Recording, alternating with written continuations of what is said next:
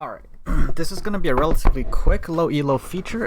The game is pretty short, and our featured player here actually has hit master before, so he's definitely in the upper ranges of a player that will be featured here.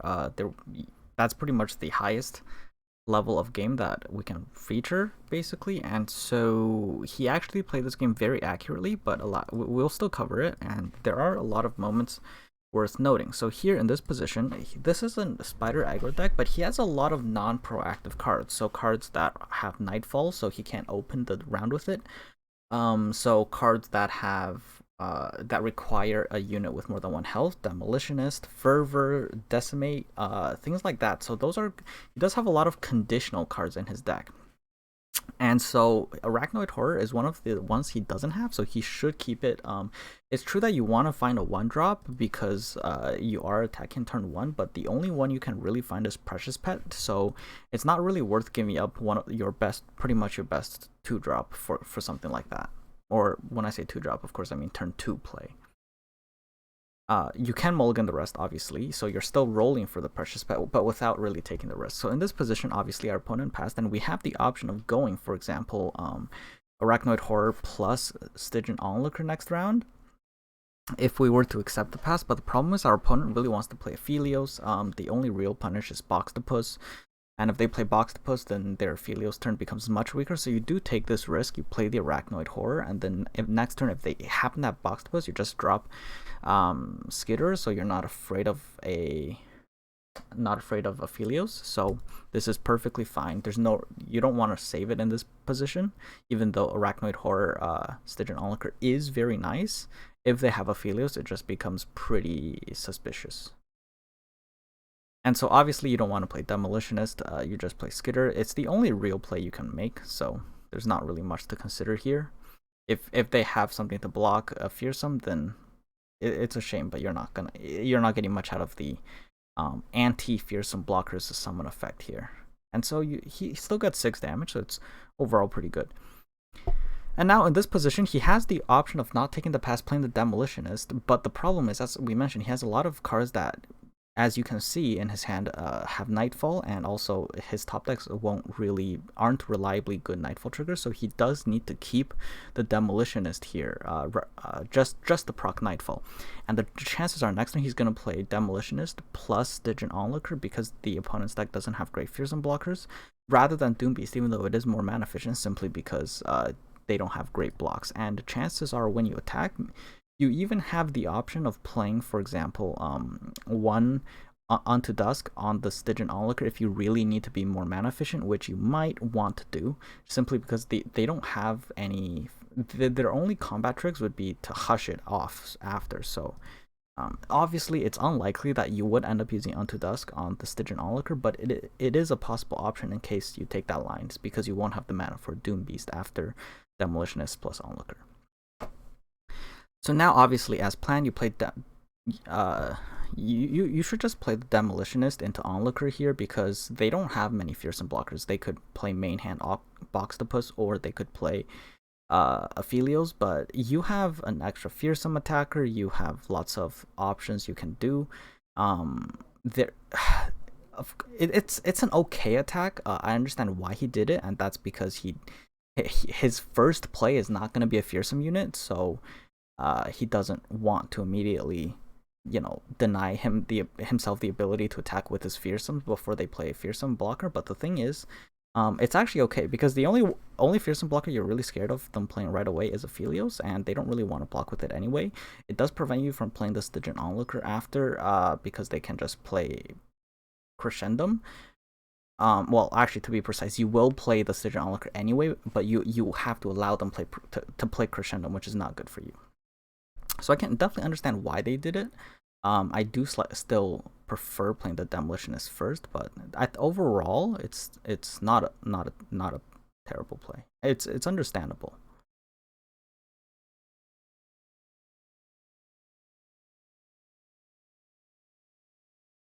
And so in this position, normally speaking, I would recommend that you obviously hold your mana and cards when you have 3 spell mana. No need to play 2 mana burst speed, but because this is a Nightfall card, and it cycles itself. You definitely want to play the Onto Dusk right now, because if you wait till later, you're gonna have to trigger Nightfall again. So you may as well cycle it now, potentially for something that doesn't require Nightfall. So you can play those before you play your Stygian Onlooker, for example, or your other Onto Dusk. So here in this position, it is very critical to note a few things. First of all, there's two options that our opponent can take. All of them include playing Severum.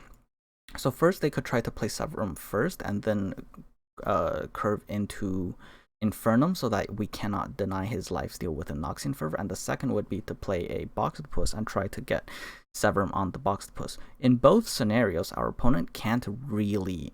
Our opponent, because they're at 6 life, they really want to heal. We have multiple. We have a fearsome attackers. They can't deal with too easily. We have blockers, or not blockers, burn in our deck. Plenty of burn. So they do want to be able to heal. And the thing is, they are more in a rush to heal than we are in a rush to burn. Because if they don't spend their mana and pass, then our open attacks will deal damage to them. So in this scenario, we first of all, our current open attack deals more damage, will deal damage because they cannot block four units. So in this scenario where we technically have lethal, if they tap out of mana, which they might in order to set up lifesteal because of Severum plus because of trying to trigger Severum, we should first pass and see if they picked Severum or Crescendum, and then after if they choose to spend their mana. So if they were to go for a Severum Infernum plan, we won't be able to Noxian Fervor, so we would want to go for lethal because they would spend all of their mana and be unable to heal. Only Guiding Touch and Star Shaping can actually prevent this lethal plan, which means they need to have 4 mana up. They need to spend more than 4 mana to get 2 moon weapons in play. Both plans work. So in other words, if they were to play, for example, 2 moon weapons plus 1 card in between, that if that 1 card in between is not Guiding Touch, then they would have spent so much mana that it would be impossible for them to prevent lethal. So you should always pass here and see what moon weapon they start with, and then work from there. Right now, if they choose to pass back, your open attack is good. You get to trade. You get to cash in more unit damage to their Nexus before you transition to the pure burn phase. So in this position, Onto Dusk is fine, because right now they play the Boxtopus. We no longer have lethal, so you know for a fact that you're going to want to have save 3 mana for Boxtopus. I mean, for Noxian Fervor to prevent them from lifestealing. You also know that it's impossible for them to get Overwhelm as well. So here, just playing the Onto Dusk for the 2 burn and cycle is great. It's excess mana. You're not gonna get a better opportunity to do it. So obviously in this deck, it's an aggro deck. The primary goal of this deck is to deal 20 phase damage, and so it transitions from units by going wide into burn by finishing off with direct Nexus damage. So you want to first start by maximizing the amount of damage you can get from your units before transitioning to burn. And that's why in this position, when our opponent has 4 blockers, we should play the Stygian Onlooker instead of worrying about the Nightfall. We'll have 5 units and they'll have 4 blockers, and they don't have anything like Mystic Shots or single combats, which means we know for a fact that we're going to get at least 2 damage from our units. So because we should not focus on the fact that we have lethal in hand, we should because they have healing in their deck, we should first present lethal in as many ways as we can, because it doesn't cost us anything to do so. Our Stygian Onlooker will never be able to present essentially Mystic Shot to the face after this. So it is always good and very accurate for them to play the Stygian Onlooker there. And so they did have the Star Shaping, but that just means that our burn is now complete. And so as you can see, by playing Stygian Onlooker last turn, we managed to turn it into 2 burn damage, like a Mystic Shot to the face, basically. So that was very nicely done by our game submitter here, Mr. Miggs. Thank you for watching. I hope it was useful. And have a great day. We won't be featuring any level of game in this series higher level than previous master players, obviously. See you guys next time, I guess. But thank you guys for supporting the series. It's really nice to see how nice you guys are in the comments.